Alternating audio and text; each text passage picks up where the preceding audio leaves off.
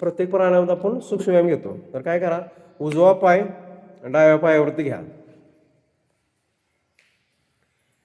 आणि हा पंजा आहे आपला, इथं हात धरून असं एका बाजूला फिरवा गोल गोल. 1 2 3 4 5. परत उलटे दिसेल.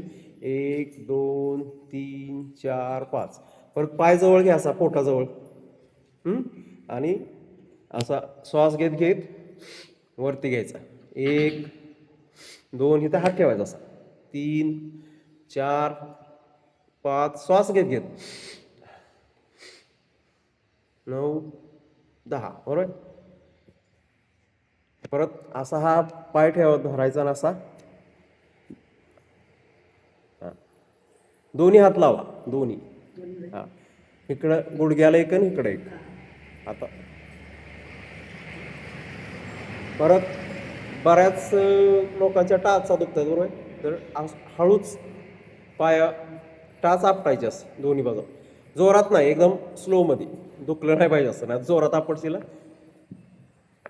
ठीक आहे. परत हे पाय पुन्हा घ्या इथे आणि हां नाही तोच पाय अजून राहिले एक कृती. हा तोच पाय असा अंगठ्याने ॲक्युप्रेशर द्यायचं. गोळे येतात पायाला, ती गोळे येणार नाहीत. हां, एक 10-15 वेळा असं ॲक्युप्रेशर द्या.